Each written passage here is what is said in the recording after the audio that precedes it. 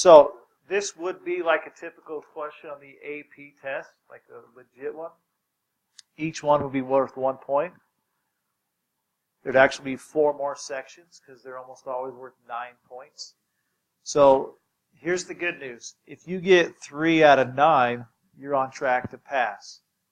That would give you around a 3. If you can get 4, you're around a 4. If you can get 5.5 to 6, you're on your way to a 5. Now, I know that's a super low standard, but the test is extremely difficult. So, most of you probably got the first 2, for sure, I hope. And so that's 2. We need 1 more to get on the path to pass. So here we go. What is the rate? So we know that rate, let me change this, that's ugly. All right, rate is equal to K times the concentration. I'm just going to put an S for sucrose.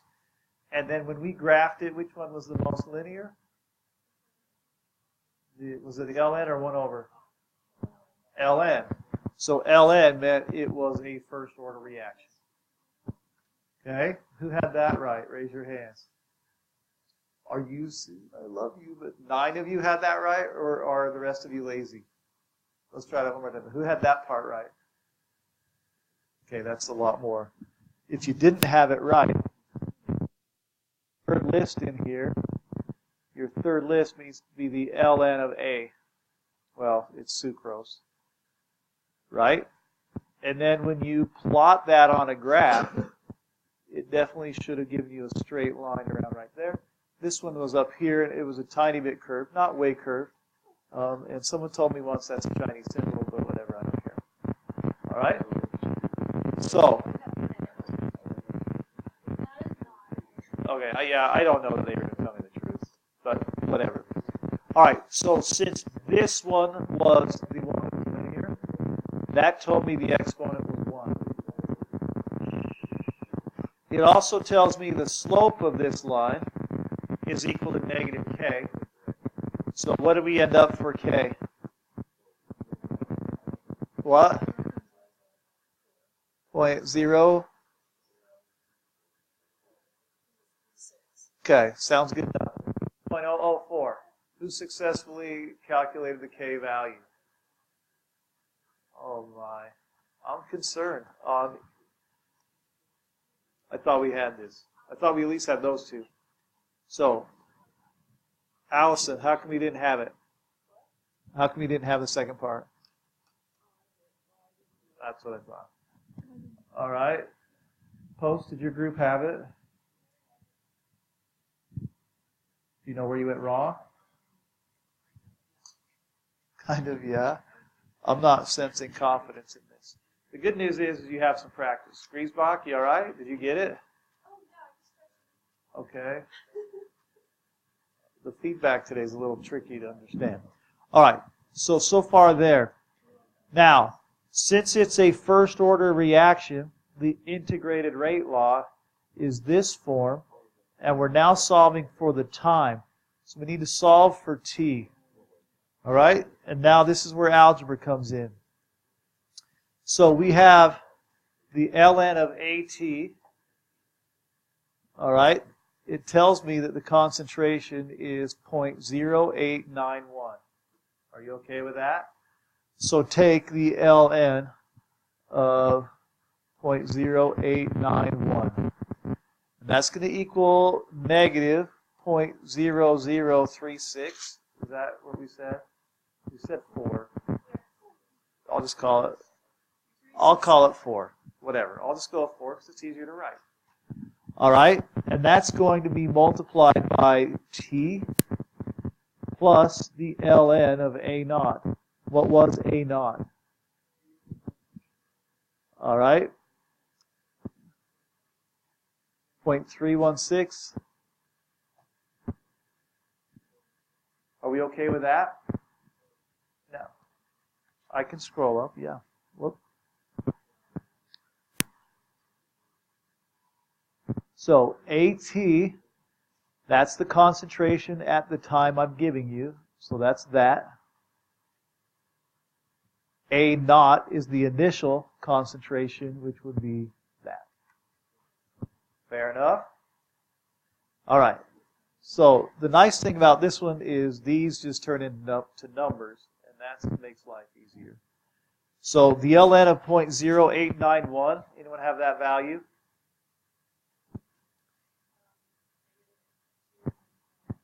$2.41.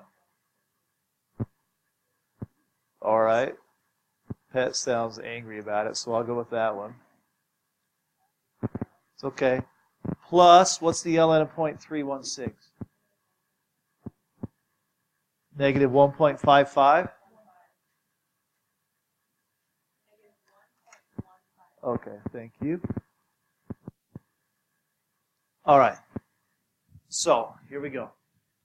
If I have a plus and a minus, I really have a minus. Is everyone okay with that? Which means I really do what with this value? I'm going to add it over here. 1.15. Okay, and now negative 0.004t is equal to whatever this answer is, and that would be negative 1.27. We okay with that? Did I do the math right? Okay, now the last step is just to divide both sides by negative 0.004. Negative 0.004. And now, hopefully, I get a reasonable answer. What? 317? Point what? 5. I know that I am hearing like an 80-year-old, but when that thing buzzes at that particular tone, it really zeroes out almost everything you say. Scott understands. I can tell by his laugh. It's just whatever. Now, let's check to see if this is a reasonable time. 317.5. If we put a 317 here, what was it was 0.0891. All right. Now, there's nothing to prove that this is reasonable, but it is pretty reasonable because this is a longer period of time, correct? And that's a smaller concentration. Okay? Going on your gut feeling, that's a pretty good sign. All right? A lot of these you can check if your answer is reasonable. And I'm not going to pick on Brindley, but she had an answer for one of them that was 7 minutes, just because she used the wrong one of these. Okay? But the lesson there is she had 7 minutes, but she had a concentration that was not between these. So it was obviously an incorrect answer. Does that make sense? Some of these are reasonable to check. Hales. With mine, when I did like the 17, I did 0.0037, and instead of getting your number, I got 242. So it goes like. So rounding this made a gigantic difference. Yeah, that's why That doesn't surprise me because we routed that a ton if you really think about it. So that's fine. I went with this because but 342 is fine. That's probably the more accurate answer. So, all right. Process sort of okay. All right. Now, half-life.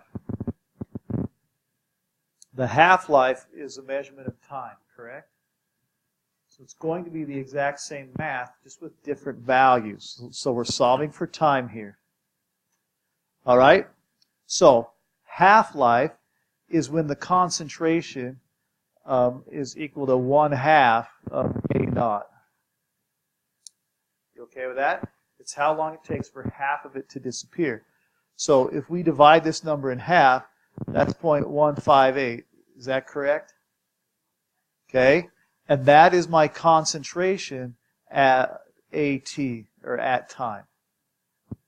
Are you okay with why that's half-life? Okay.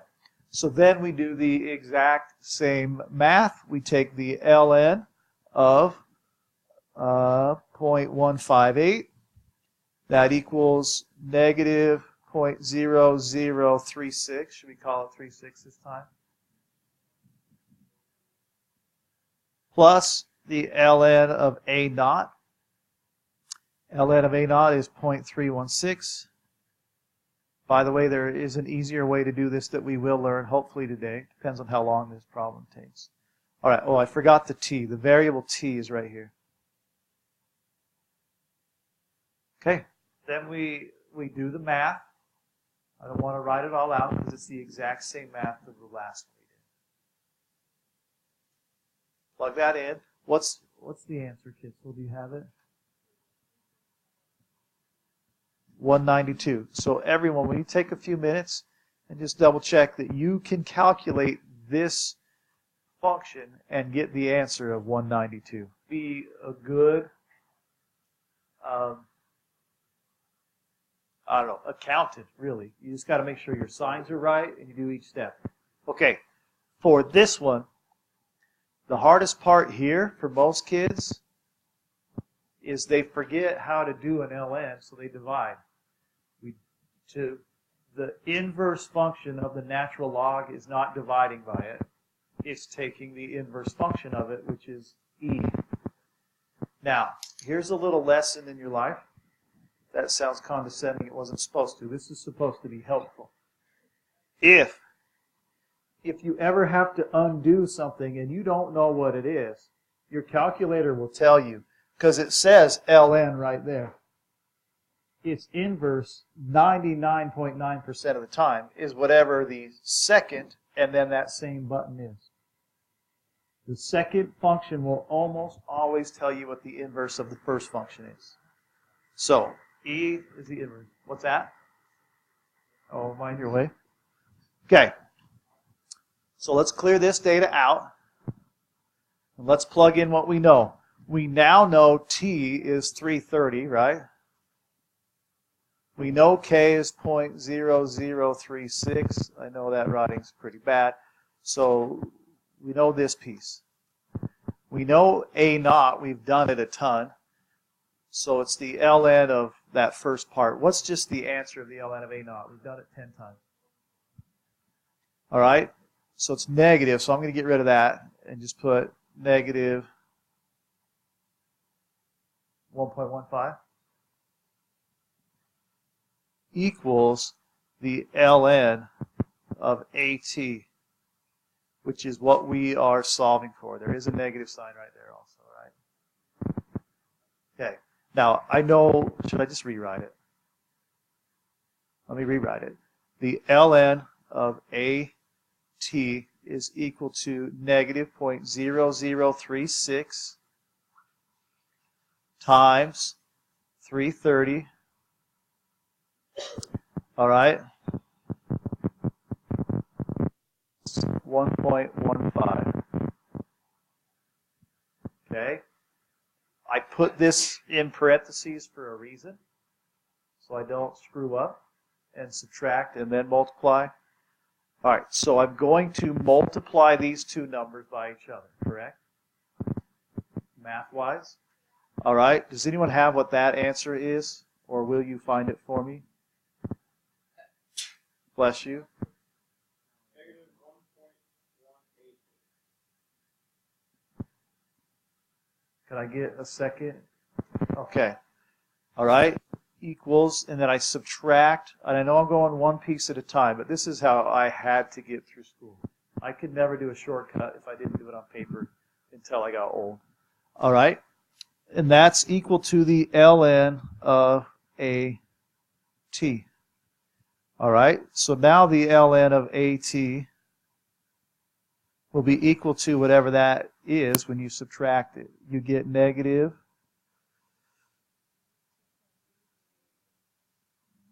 0.338. Okay? All right, now, the way to undo an ln, you have to take e to this power.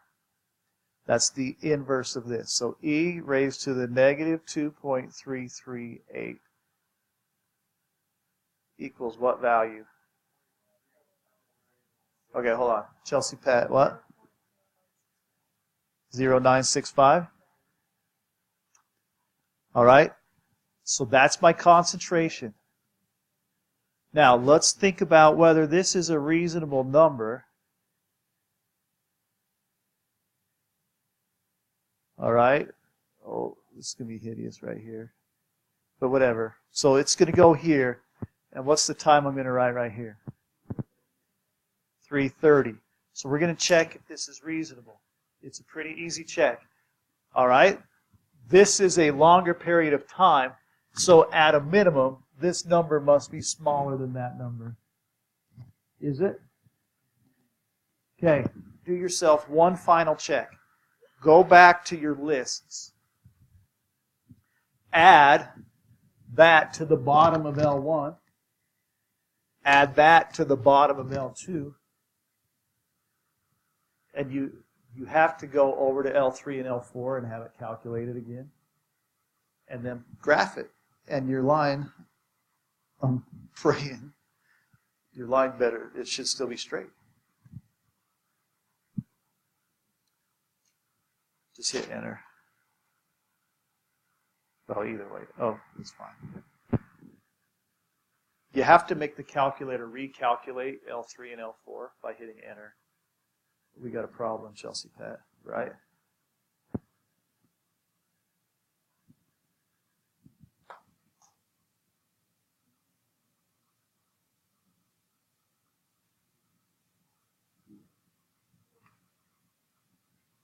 Okay, maybe, oh yeah, go ahead. Something's weird about Chelsea's because it just takes, hers is like a giant check mark. Actually, whatever. Okay, so there's some data point that's off. All right, so those are your checks. Now listen, you may or may not have time on the AP test to do a check like that. If you have it, do it. If you don't, just believe in yourself and move to the next problem. I would say all but maybe one or two of you will not have time, and you should just move on. But it is a good way to check. Put your answers back in, and the graph should be straight. Because that graph should keep on going forever, right? Right? The only time it really flattens or changes is when we get this number close to 0, because then it becomes a horizontal asymptote. Okay, it does flatten out. But, okay. That is a very typical problem that you'll see on my test and the AP test. Which, I don't know how you feel about it. Chemistry is easy on this part.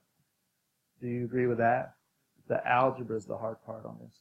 But a lot of you like algebra. You're more comfortable with that because you learned that since 2nd grade instead of 6 months ago.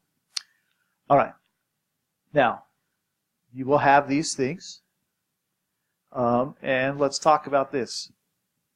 Here's the nice thing about half-life. If we know this is first order, turns out all that math just canceled out to be that. All right? We'll talk about why. But it turns out that it's just 0.693 over your K value. That'll tell you your half-life. We'll get there. But each one of these rates are first, second, third, and we'll have 0. So 0, first, and second. It has its own half-life equation. They're really cool. We'll get to them right now. All right. So half-life is defined as the time required for 1/2 of a reactant to react. Because A, at 1/2 the time is 1/2 of the original, all right, then AT equals 0.5 of A naught.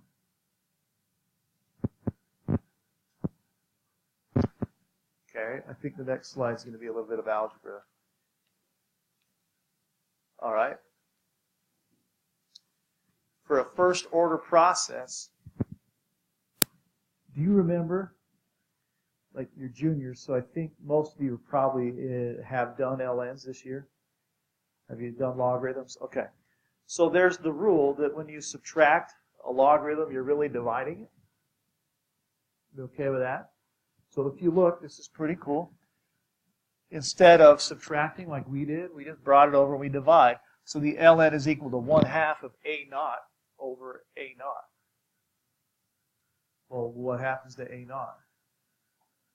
cancels out. So really you're left with the ln of 0.5 equals negative kt 1/2. All right? If you take the ln of 0.5, it ends up equaling negative 0.693. Right? And remember, this half, it's not math. It's supposed to be subscript, which is saying t 1/2. All right? So we end up with t 1/2. I wonder if I can edit that. I can't. But that's just the subscript to say half-life, essentially. Ends up being just 0.693 over k. This is awesome. On your worksheet you're going to do tomorrow, multiple of them ask for half-life. You can do it the long way, we just did it, if you're crazy. Or you can know the half-life for a first-order process is 0.693 over k. Yeah, the second order one was on there too. How you doing, friend? What's that? Which way? That one? Okay.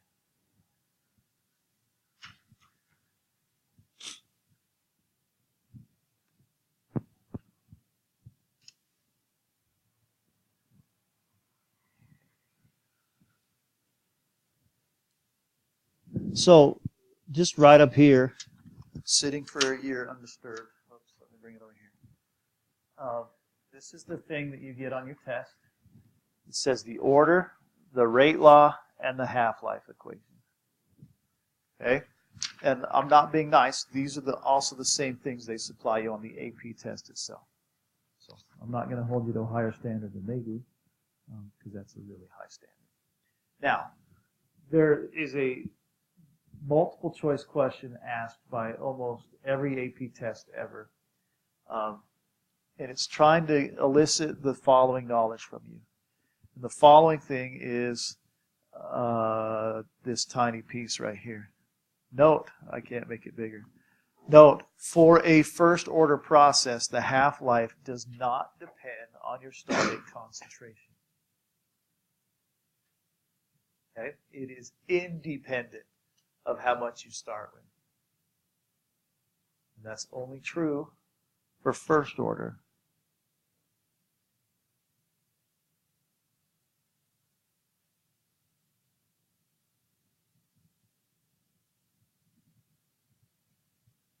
Okay? You can see it mathematically. Is the factor of A naught in this equation? No. So it doesn't matter mathematically. So no matter what concentration we start with, the half-life will still be the same value. Now, not true for the next one. Okay, are we good with this slide? Permission to go on? Thank you. All right.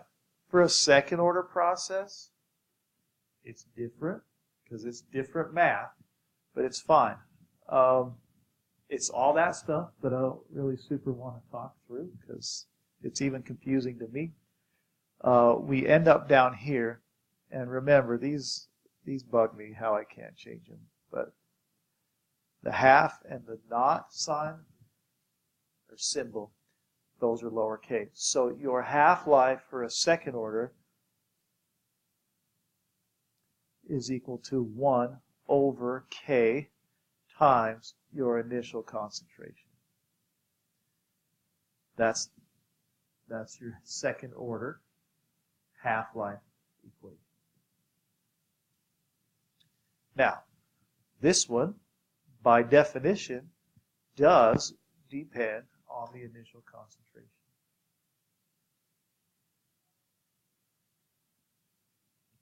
The reason why, when we go to talk about like reaction mechanisms, a first order reaction pretty much requires something complicated to just pretty much break into two pieces or change in some way.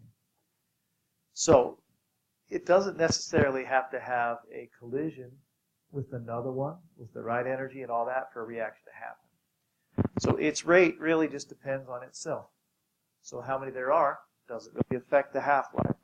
But in a second order reaction, the second means, hey, two things now have to run into each other at the same time. So the higher the concentration you start with, the much faster the rate you're going to have for a second order process. We will talk about that again. All right, are we okay with this slide? It looks like I've written it 3 times now, sort of. It's all the same thing. All right. The rest of this chapter, well, not the rest, most of the rest of this chapter is just ideas from here on out, which means no math, right? All right, so here we go. These are the things that change the rate of a chemical reaction. Now, the thing about this, the rate is all math, correct? We've just done all the math. But did anyone see temperature in any of those equations? Hold on, let me turn that off.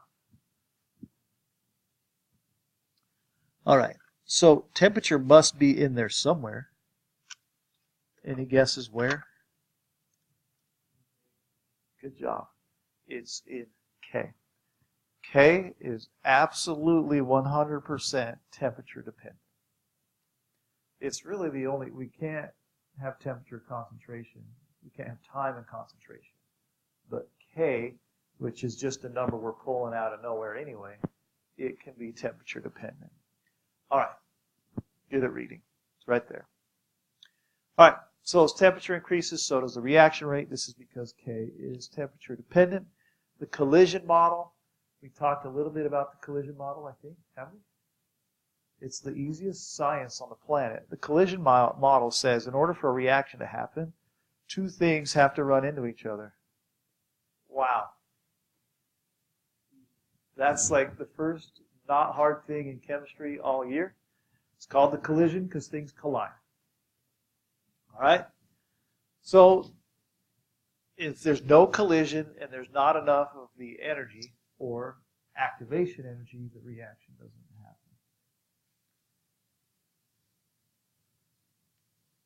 All right. Furthermore, they must collide with correct orientation with enough energy to cause bond breakage and formation. So this picture up here, if I remember right, yeah, it is.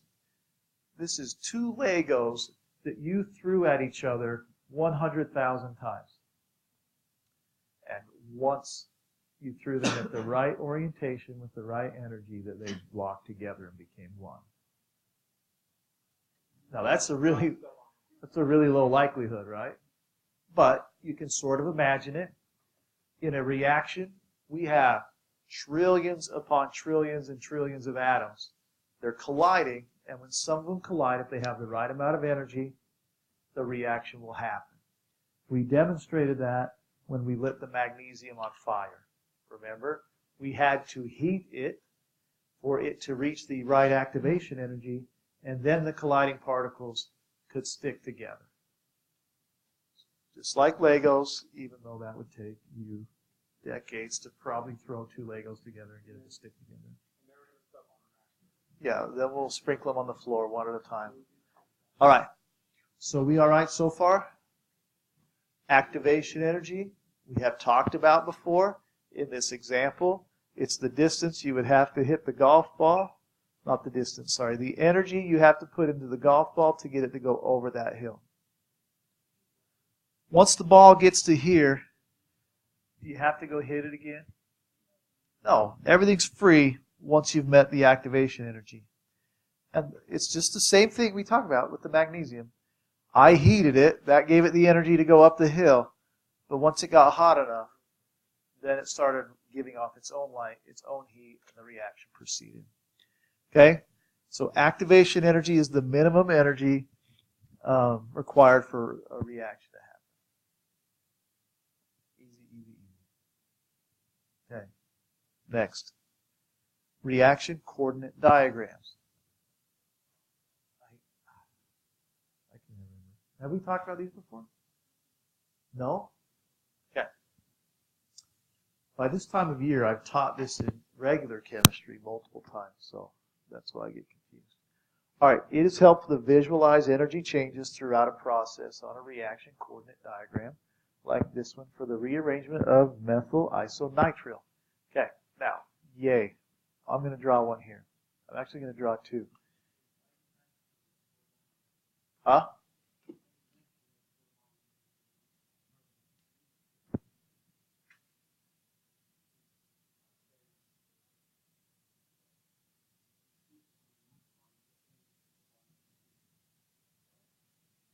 No, he's got a good call. Yeah,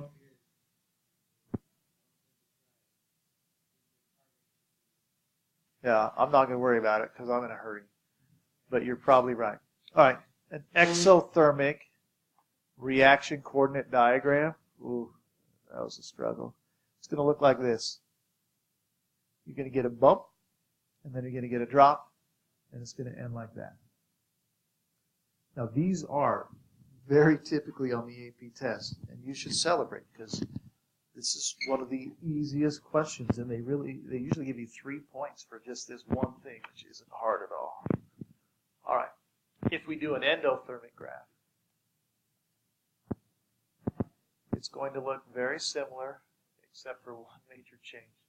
That sideline is just not working well. In endothermic, we go up the bump, but we don't ever come back below where we started. Now, these are pretty lines, but if you don't have your axes labeled, they're pointless, right? So what this is showing, time is on the bottom every time. And then energy is on the side. Wow, that's the best I've ever done that. Okay.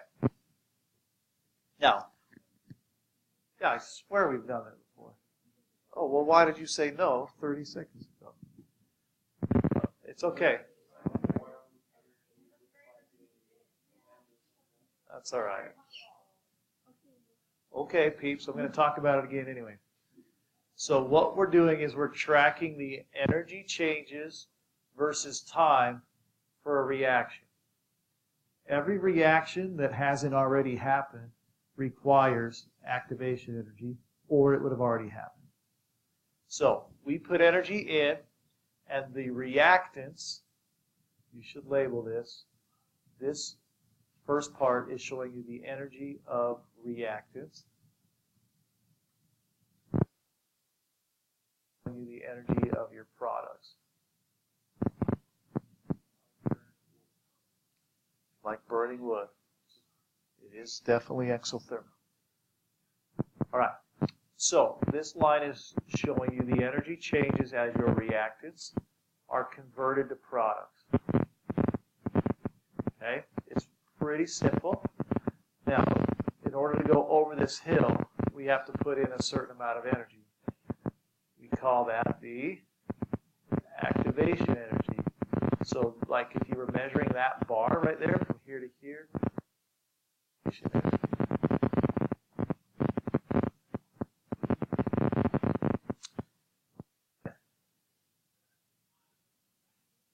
Now,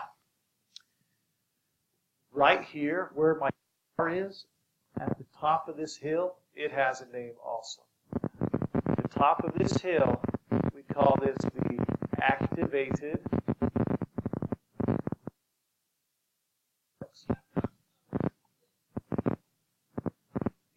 The activated complex was like when the magnesium now was burning itself. It was at an energetic point where the reaction will definitely happen from there on. Okay? It's also like the golf ball. It's at the top of the hill. It now will roll down. Okay? Now, once the reaction happens, if it's exothermic, the reactants will start to give off energy. So over time, we end up here with products that have less energy than the reactants. And if you remember, once again, when I did this demonstration, I let the little white stuff fall to the ground, and then I put my hand right in it, right? And it didn't burn me. Even though magnesium, seconds before, was burning at 2,000 degrees, the white powder on the ground was the exact same temperature as this table surface. That's because all the energy went where? Out. It went into the air as light and heat. So all the energy was lost, and the products, the white powder, was just sitting there chilling, literally, with hardly any energy left besides just room temperature energy. Okay. The endothermic graph, everything's exactly the same except for the subtle difference is that it ends higher. Okay? So instead of losing energy as exo, the blue has gained energy as endo. It ends higher. Wow. I feel like I should do this for a living. That was perfect.